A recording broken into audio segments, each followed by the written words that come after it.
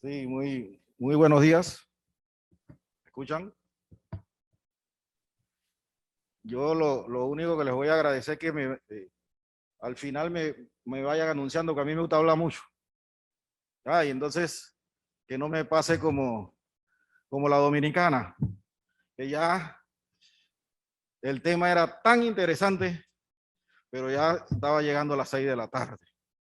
Y entonces te sabe que uno va en caída. Entonces, les pido nada más que me avisen cuando se me está cumpliendo el tiempo para ir acelerando un poco.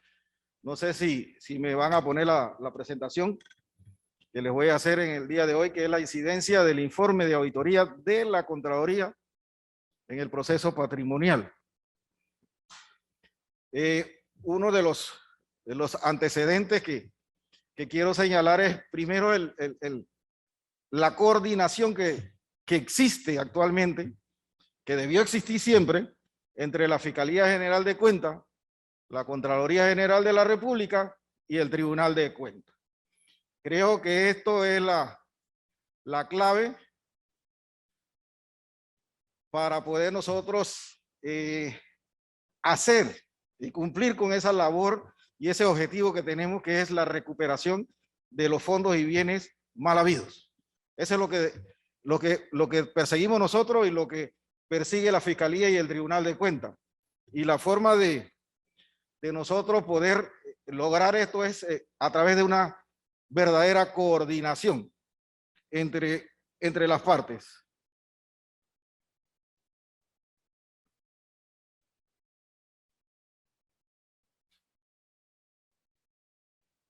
Hacia allá.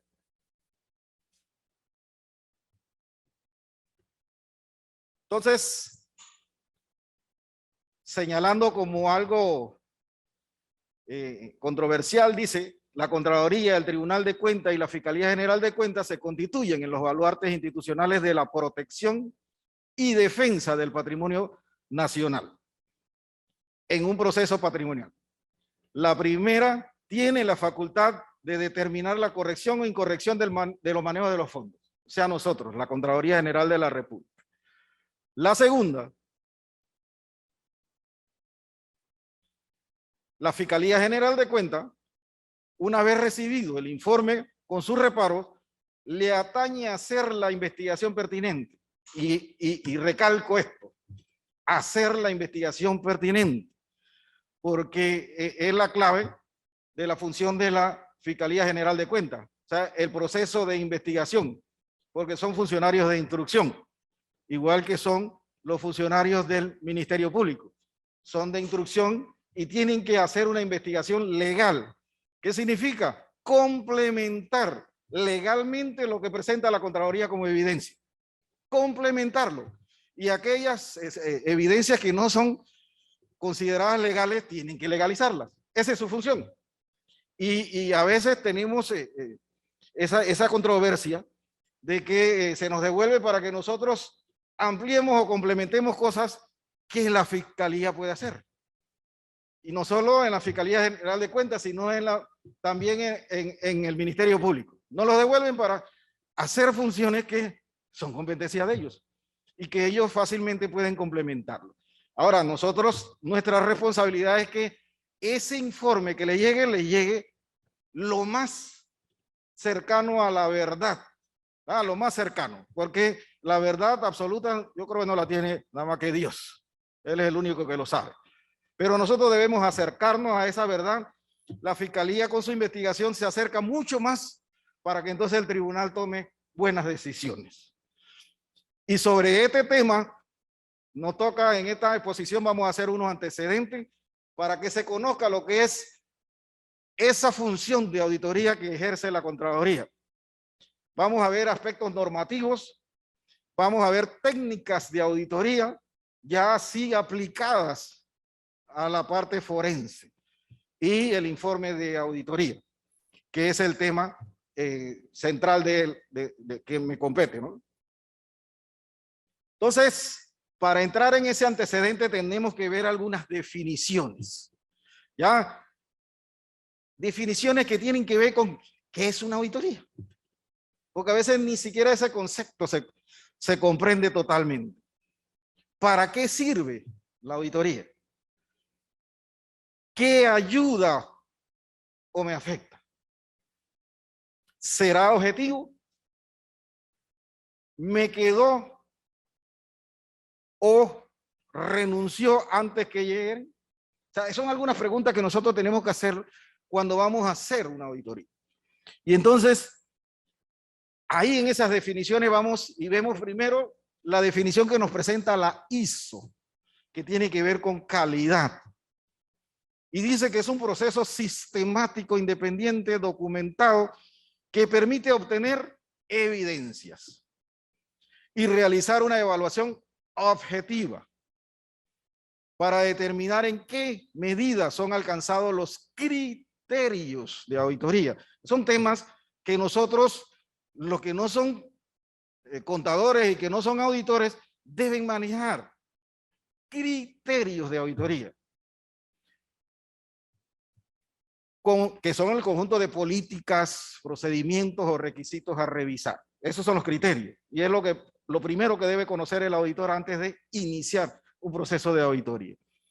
Entonces, la IFAC, que es la que tiene que ver con la contabilidad a nivel internacional, nos señala como definición que el objetivo de una auditoría es proporcionar a los inversores y otras partes interesadas una seguridad razonable de que los estados financieros tomados en su conjunto se presentan de acuerdo con el marco de información financiera aplicable y no tienen incorrecciones materiales. Entonces, ya la IFAC dirige su definición hacia auditoría financiera.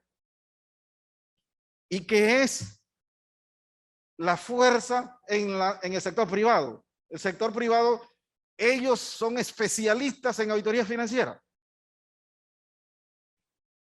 Y por eso que yo, por ejemplo, propongo siempre de que la Contraloría tiene que evaluar los estados financieros del Estado.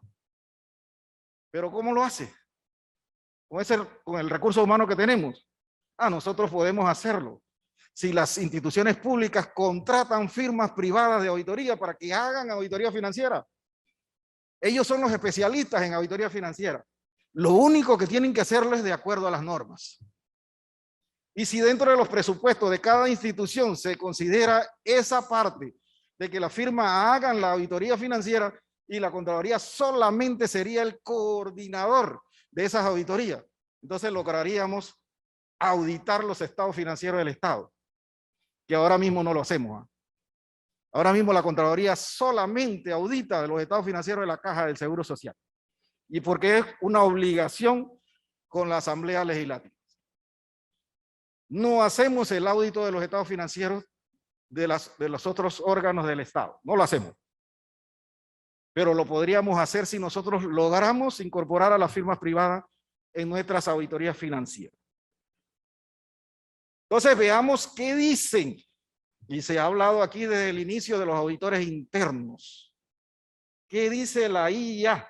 Que es la Organización Internacional en materia de auditoría interna.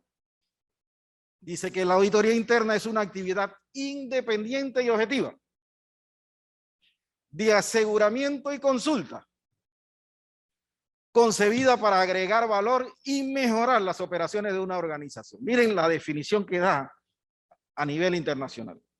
O sea, el auditor interno es un asesor, es un consultor que está dentro de la institución para agregar valor y mejorar las operaciones de esa institución. Ese es el auditor interno moderno. Pero les digo que más del 80% de las auditorías internas en el sector público no hacen eso. Lo que hacen y están inmersos en auditorías especiales, cuando no es su labor. Y hay muchos que se sienten orgullosos por la cantidad de irregularidades que encuentran en su institución. Y cuando yo les he hablado en los foros y los congresos, yo les digo, entre más irregularidades encuentran, peor es la labor del auditor interno. Me quieren matar. Porque ellos sienten que esa es su función y que están haciendo lo que deben. No es así. Ellos son asesores, consultores para agregar valor y mejorar las operaciones de una organización. Entonces, entrando ya en materia de Contraloría, la Contraloría no es un ente aislado. La Contraloría es el brazo fiscalizador del órgano legislativo. Y por eso que al Contralor lo nombra el órgano legislativo. Es el brazo fiscalizador del órgano legislativo,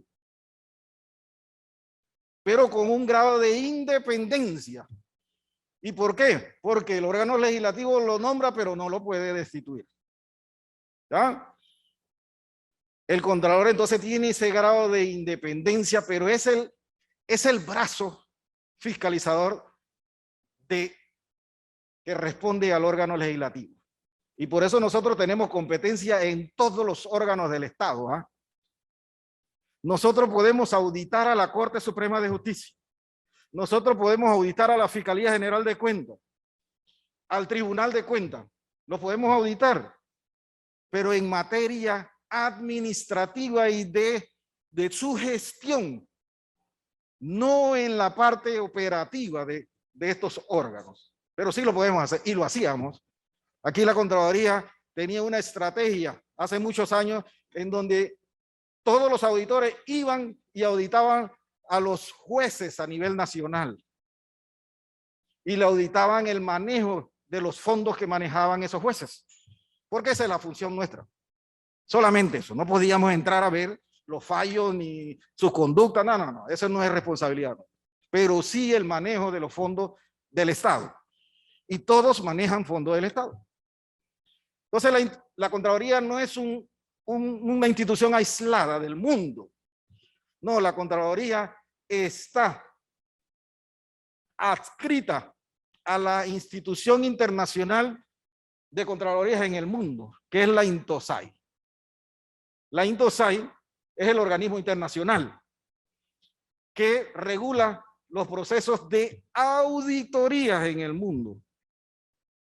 Y para efecto de Contralorías, la INTOSAI lo que establece es, como término, es entidades fiscalizadoras superiores. ¿Por qué? Porque ustedes vieron ayer aquí que de España hablaron del Tribunal de Cuentas.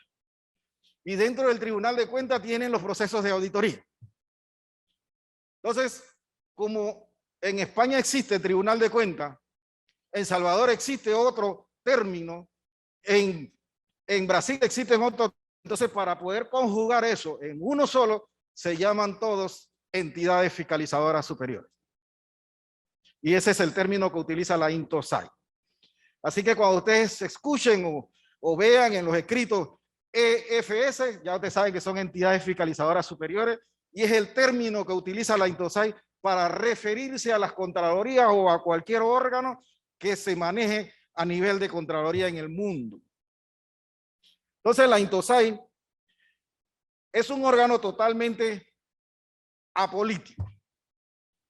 Su finalidad es aportar a las Contralorías en el mundo las mejores prácticas en materias de auditoría. ¿Qué nos toca a nosotros? Tomar esas mejores prácticas para mejorar la calidad de nuestros trabajos. Y de ahí entonces uno de los temas estratégicos de la INTOSAI son las normas. Y normas que las mantienen actualizadas cada 5 años, cada 10 años hacen una actualización para mejorar los aspectos normativos. Y la Contraloría, gracias a Dios, utilizó la última actualización que dio la INTOSAI para adaptar nuestras normas de auditoría gubernamental. Entonces, tenemos que ver los aspectos normativos tal como los habíamos señalado, lo que es para el sector privado y lo que es para el sector público.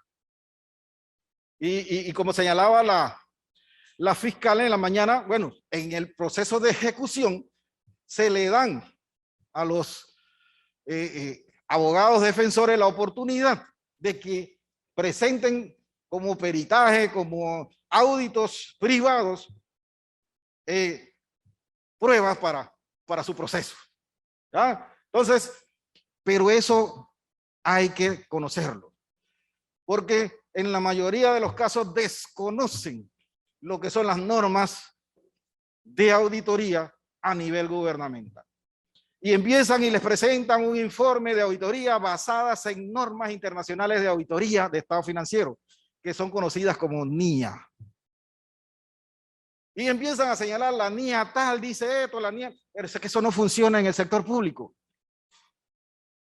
En el sector público lo que funciona son las ISAI, que son los estándares internacionales de auditoría, ISAI, y que para efecto nuestro en Panamá, esas ISAI se denominan NACPA, Normas de Auditoría Gubernamental para la República de Panamá. Y ahí, esas NACPA, que es el término utilizado en Panamá, fueron adaptadas de esa norma internacional. Porque no todo puede calificar en nuestro país, porque nosotros tenemos reglas legales aquí en nuestro país y que se tienen que cumplir. Y lo que señala la ISAI es a nivel internacional, para todos los países, y en todos los países hay reglas constitucionales y legales diferentes. Entonces nosotros tuvimos que adaptarlas para poder que se cumplan en nuestro país. Y entonces mediante el decreto número 13 del 2020, 4 de febrero del 2020, acababa de llegar el Contralor Solís a la Contraloría. Y como un buen visionario, aprobó el decreto de las normas de auditoría gubernamental. Y le digo que como un buen visionario, porque este trabajo fue hecho 2 años, se inició desde 2 años antes y se culminó en el mes de noviembre, antes que llegara el Contralor Solís. Pero el Contralor anterior no tenía visión sobre eso. No entendía lo que eran normas internacionales de auditoría. Y a pesar de que se hizo un esfuerzo durante su administración, no las aprobó. Y el Contralor Solís aprovechó la oportunidad y automáticamente en febrero del 2020 aprueba mediante un decreto que está en Gaceta Oficial ya para las normas de auditoría gubernamental. Entonces, como les había señalado, estas normas vienen de organismos internacionales. Los organismos internacionales se reúnen cada 5 o 10 años para adecuarlas. Anteriormente a estas normas, todo lo que ustedes ven ahí en ese cuadro era norma. Principios de la INTOSAI, normas de la INTOSAI, guías de la INTOSAI, todo era norma. Pero ¿qué pasaba? La mayor parte de las contralorías en el mundo no cumplían con lo primero que se establece ahí, principios de la INTOSAI. Y el principio número 1 de la INTOSAI, que es la Declaración de Lima de 1977, hablaba sobre la independencia de los órganos de control superior. Y las contralorías en el mundo no cumplían con esto. O tenían independencia operativa, o no tenían independencia financiera, o no tenían independencia constitucional, no cumplían. Y entonces en materia de auditoría, para nosotros hacer un informe de auditoría, nosotros tenemos que basarnos en normas. Y si nos basábamos en las normas internacionales, no podíamos decir que nuestra auditoría estaba hecha de acuerdo a las normas internacionales de auditoría. ¿Por qué? Porque estas normas decían que nosotros o la Contraloría tenía que ser independiente y no lo era. Entonces, ¿qué hizo la INTOSAI? Separó lo que son principios de normas. Y esos principios que le señalaba desde el año 1977 con la Declaración de Lima, fueron mejorados 30 años después, en el 2007, a través de la Declaración de México. Y se incorporó, además de la independencia, se incorporó la transparencia y la rendición de cuentas. Miren, ¿desde cuándo viene esto? 2007, Declaración de México. Y en la actualidad, todavía no se conoce bien lo que es el concepto de rendición de cuentas. Por eso que la Contraloría tiene ese proyecto que tiene ahora para tratar de dar a conocer, informar, capacitar a los funcionarios del Estado para que conozcan lo que es el proceso de rendición de cuentas. Entonces, esos principios de la INTOSAI, por parte de la Contraloría General de Panamá, nosotros las cumplimos. Tenemos funciones a nivel constitucional, operativamente somos independientes, nombrados por una asamblea. El único principio que no cumplimos de estos señalados por la INTOSAI es el de independencia financiera. Porque al igual que está el Tribunal de Cuentas, al igual que está la Fiscalía de Cuentas y los órganos jurisdiccionales, la Contraloría también está limitada en un presupuesto que se le establece un techo, se lo recortan y pueden cambiarlo. Y nosotros somos parte de ese proceso que se da patrimonialmente o que se da penalmente. Y debemos tener esa independencia financiera. No lo señalan los organismos internacionales, pero no la tenemos. Es el único que no cumplimos sobre independencia. Entonces, sobre normas, los organismos internacionales nos señalan 3 tipos de auditoría. La auditoría financiera, la auditoría de cumplimiento y la auditoría de desempeño. ¿Cuál es la intención de hacer estos 3 tipos de auditoría? Es que exista un control preventivo en la gestión pública. Preventivo, que lo que va a lograr es minimizar los actos de corrupción y las irregularidades que encontremos nosotros en nuestros informes. Eso lo va a lograr. Yo les puedo referir hace 20 años, la Contraloría, a través de la Dirección de Auditoría General, preparaba un plan anual de auditoría, en donde el 80% eran actividades planificadas, en donde se cumplían todos esos principios que señalaba la expositora de Dominicana. Evaluábamos riesgos, teníamos criterios para seleccionar las instituciones que íbamos a auditar, 80% planificada, 20% imprevistas. Eso en el tiempo, señores, se cambió y se viró la cosa. El 80% después era imprevista y 20% planificada. Y en los últimos años, 0% planificada. No existía un plan anual de auditoría. ¿Por qué? Porque la Dirección de Auditoría General estaba inmersa el 100% en auditorías especiales. Entonces, esa labor preventiva que señalan las normas internacionales y los organismos internacionales no se estaba haciendo. Lógico que si no se hacía, se iba a incrementar la corrupción y las irregularidades en el sector público.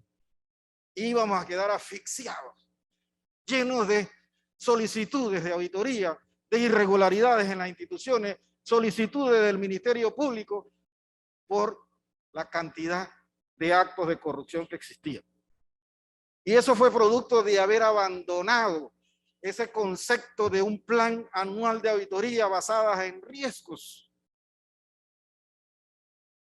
Eso fue producto de eso. En el tiempo se abandonó y es lo que tenemos ahora. Ahora estamos retomando nuevamente para poder lograr llegar a esos niveles que teníamos antes del 80% de auditorías planificadas y poder minimizar esos actos de corrupción que existen y que en la mayoría de los casos me atrevería yo a decir que son percepción, ¿ya? Que en muchas ocasiones no son, pero es producto de que no estamos haciendo esa labor de control preventivo que nos piden los organismos internacionales. Entonces, nos señalan esos 3 tipos de auditoría. Y entonces decimos nosotros, bueno, ¿y auditoría forense qué pasó? Como les dijo Gerineldo esta mañana, las auditorías forenses no tienen normas, señores. La persona que le diga a usted que hizo una auditoría forense de acuerdo a la norma X, Y, Z, ya usted sabe que es un ignorante total. Porque a nivel internacional no hay normas de auditoría forense. Y nosotros no hacemos auditorías con términos. Ustedes ven que los informes nuestros dicen informe de auditoría. No dice informe de auditoría forense. A alguien se le ocurrió en un tiempo enviar informes que decían informes de auditorías de cumplimiento. Y eso creó una confusión inmensa dentro del Ministerio Público y la Fiscalía de Cuentas. Hey, ¿qué es esto? Informe de auditoría de cumplimiento. No, si las auditorías, los informes de auditoría no tienen apellido. La diferencia se hace cuando usted señala la norma que utilizó para hacer la auditoría. Entonces usted dice informe de auditoría y después dice que ese informe fue hecho de acuerdo a la norma tal que tiene que ver con auditoría de cumplimiento. Esa parte normativa es la que hace la diferencia. Pero el informe es un informe de auditoría. Y para efecto nuestro, de lo que es la auditoría forense, nosotros utilizamos lo que es la norma 100. La norma 100 es el núcleo de lo que tiene que ver con la auditoría del sector público. Entonces, esa norma 100, hay un punto, voy a adelantarlo para que lo vean, que dice que la Contraloría General de la República puede llevar a cabo auditorías u otro trabajo sobre cualquier asunto relevante que se vincule con las responsabilidades de quienes administran y se encargan de la gobernanza y del uso adecuado de los recursos públicos siempre que se encuentren dentro de las funciones que le otorga la Constitución y la ley. Y ya les dije, la Contraloría no tiene limitaciones constitucionales ni de ley para hacer este tipo de trabajo. Entonces, de acuerdo a estos lineamientos, la auditoría forense que nosotros ejecutamos, lo hacemos de acuerdo a este tipo de trabajo que nos señala la NACPA 100. Entonces, las normas de auditoría que señalan como uno de los elementos clave que las contralorías deben marcar la diferencia en la vida de los ciudadanos. Eso no lo señala la norma. ¿Y cómo? ¿Cómo podemos hacer la diferencia? Primero, fortaleciendo la rendición de cuentas, la transparencia y la integridad del gobierno y las entidades públicas. Segundo, demostrando relevancia continua para los ciudadanos, el Parlamento y otros actores interesados. Y cuando hablamos de otros actores interesados, ahí nos referimos a los medios de comunicación, a la sociedad civil organizada, a la ciudadanía, a la Asamblea Legislativa y al órgano auditado. Esos son los 5 entes externos interesados y que nosotros debemos responder a ellos. Nosotros debemos preguntarle a ellos, como señalaba la expositora de Dominicana, o sea, debemos preguntarles a los interesados externos para ver qué esperan de la Contraloría. Y el último elemento es ser una organización modelo a través del ejemplo. Eso nos lo señalan los organismos internacionales. Eso está dentro de nuestras normas. Eso es lo que tenemos que cumplir. Y sobre eso hay 20 principios, 19 principios para cumplir con cada uno de estos temas. Entonces, como les había señalado, ya la NACPA 100, que es el núcleo de las auditorías del sector público, nos señalan los 3 tipos de auditoría y otros trabajos de auditoría. Entonces, entremos al proceso de la auditoría. O sea, para nosotros hacer una auditoría, necesitamos aplicar técnicas. Y ahí viene uno de los temas controversiales con nosotros los contadores públicos y auditores, ¿no? porque decimos, no, lo que nosotros tenemos son evidencias, ¿ah? No son pruebas. Pero resulta que en auditoría nosotros aplicamos pruebas. Una cosa es aplicar pruebas y otra cosa es obtener pruebas. Y en auditoría nosotros aplicamos pruebas sustantivas, pruebas de cumplimiento, pruebas de control, ¿ya? Y en la aplicación de cada una de esas pruebas nosotros obtenemos evidencia, que es la función administrativa que tenemos nosotros. Nosotros no tenemos pruebas, no tenemos evidencia, pero tenemos evidencia aplicando pruebas. ¿Ah? Esos conceptos los tenemos que manejar correctamente. Las técnicas de auditoría son las mismas técnicas que se aplican en auditoría financiera, en auditoría de cumplimiento, de desempeño y forense, son las mismas. Lo que cambia es el objetivo de la auditoría. El auditor forense, al aplicar una técnica, por ejemplo, de indagación, lo que él aplica es algo diferente. El auditor forense, como decía uno de los expositores, tiene que tener algo de psicología. Por ejemplo, yo estoy preparado para cuando yo hablo con una persona, yo sé cuando me está mintiendo. Porque psicológicamente la persona empieza a barrascarse o a buscar o empieza a mirar para el cielo. Si mira para la derecha es que está buscando históricamente en su cerebro. Si mira para la izquierda, usted sabe lo que va a inventar. Entonces, todas esas técnicas usted las debe conocer para incorporarla en una auditoría forense. Ahora que tenemos el sistema penal acusatorio, que está el proceso de preguntas y repreguntas. Hay un proceso en donde de abogados te preguntan y solamente puedes contestar sí o no.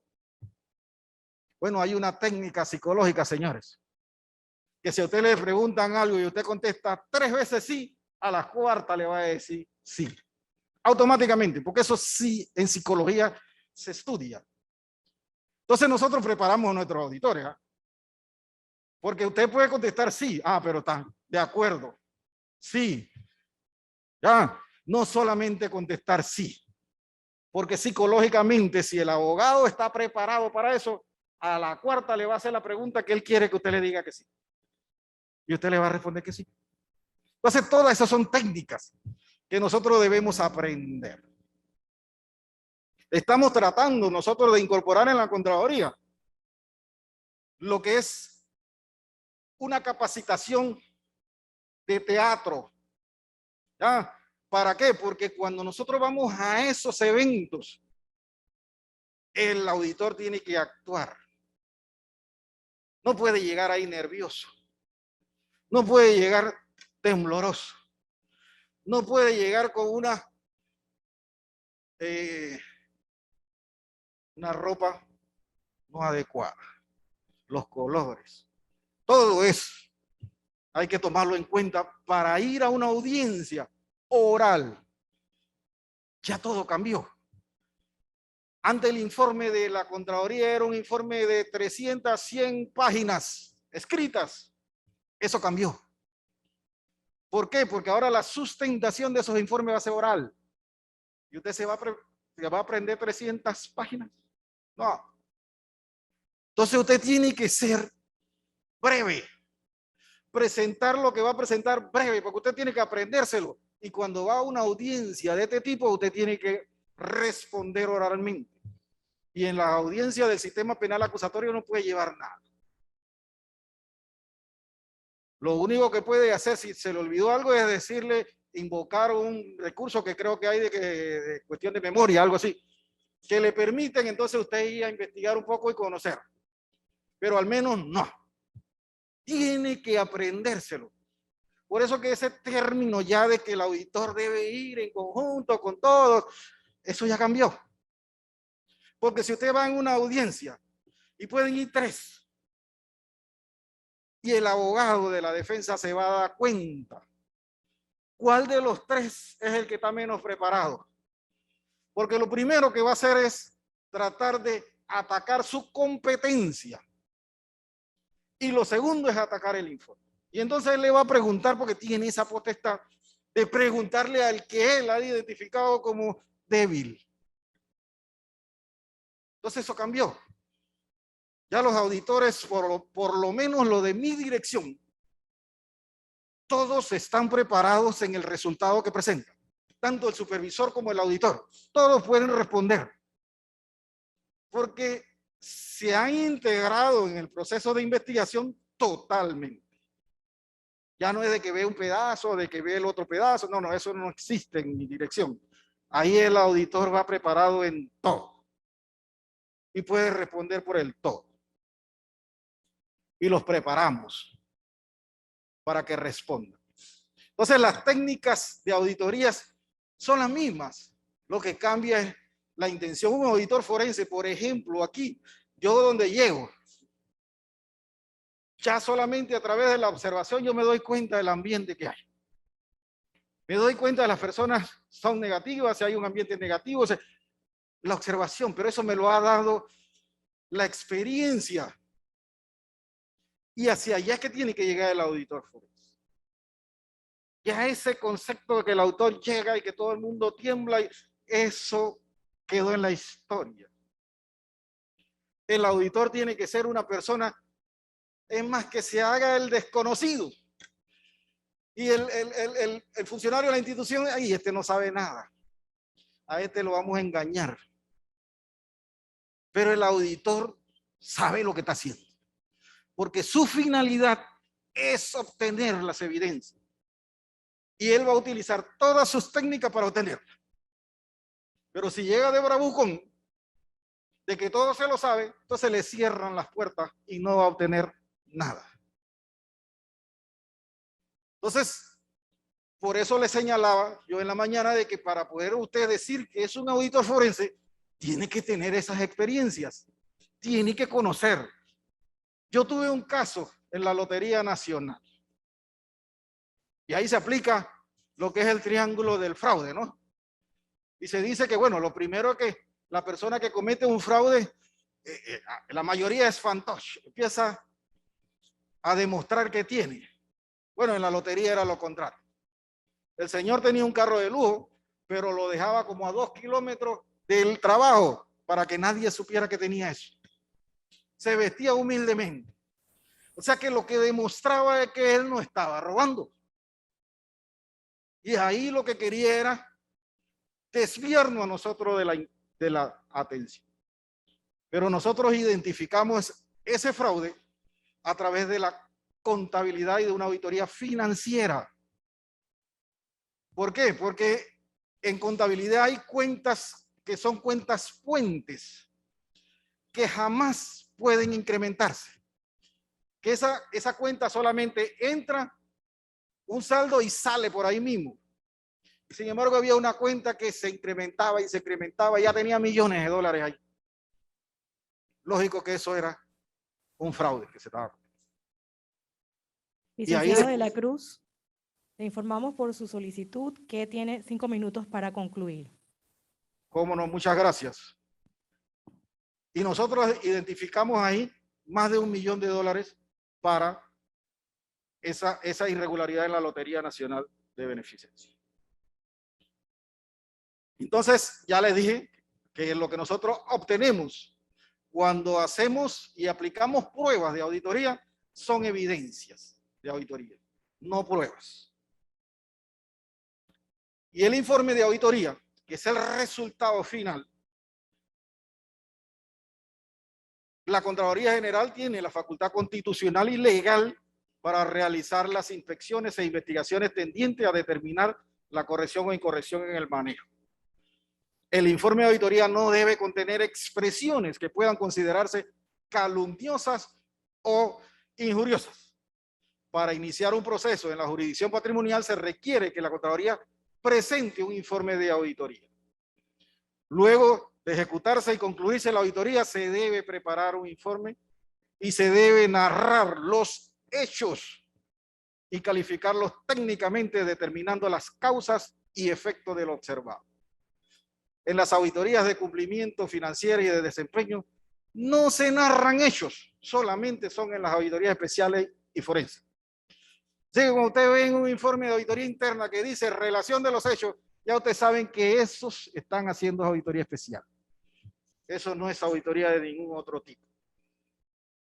Porque la relación de los hechos es la que identifica aquellos hechos irregulares que nosotros hemos identificado en la institución.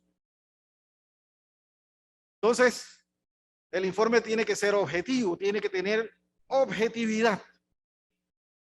Su característica debe ser redactado en un lenguaje sencillo y entendible para que aquel usuario lo entienda, no para que el contador lo entienda. Nosotros lo entendemos, pero el usuario en la mayoría de los casos son abogados. Entonces, por eso nosotros los sometemos a nuestra asesoría legal para que ellos nos hagan las observaciones y para que ellos nos digan si ellos entienden el informe, porque si no lo entienden ellos, menos lo van a entender en la Fiscalía y en el Ministerio Público. Entonces, la Contraloría tiene la facultad de determinar la corrección o incorrección. El Tribunal de Cuentas dispone lo conducente y remite el informe a la Fiscalía de Cuentas, que esto debe ser lo contrario. Y sobre eso, y sobre la mayor parte de lo que presentó la fiscal en el día de ayer, estoy totalmente de acuerdo. Lo único que yo no estoy de acuerdo es que reciban informe de auditoría interna, porque esa no es la función de la auditoría interna.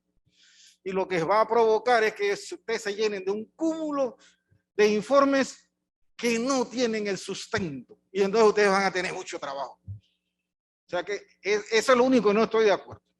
Pero que ustedes lo puedan hacer de oficio. De que ustedes tengan que recibir ese informe directamente, porque tiene que ir al tribunal, si el tribunal es el último en el proceso, porque es el que juzga. Y entonces la investigación que somete los resultados a juicio del Tribunal de Cuentas, que es lo que hace la Fiscalía General de Cuentas. Entonces ya aquí hace una investigación en la esfera administrativa, que era lo que les señalé en la mañana de hoy, en la mesa redonda. Nuestro trabajo es administrativo. Hay muchos abogados que llegan a la oficina porque se enteran de que estamos investigando a alguien y quieren el resultado. No, ese es un proceso administrativo. Y ese proceso administrativo no se forma hasta que el Contralor General de la República lo apruebe. Si él no lo aprueba, eso no es un informe. Entonces, nosotros, a pesar de que le damos a los vinculados y a los responsables, porque usamos la palabra responsable o relacionado, perdón, que es el término correcto, responsable es otra esfera, los relacionados, nosotros le damos toda la oportunidad para que aporten sus documentos y evidencias que pueden contradecir a lo que nosotros hemos determinado. Porque tenemos la certeza de que lo que hicimos, lo hicimos bien. Y si no lo hicimos bien y nos demuestran lo contrario, amén. Porque nuestro objetivo no es demostrar irregularidad. Nuestro objetivo es estar cerca de la verdad. Entonces, si no es demostrar la irregularidad, le damos toda la oportunidad que tengan, que ellos quieran, para poder sustentar los hechos que nosotros hemos identificado.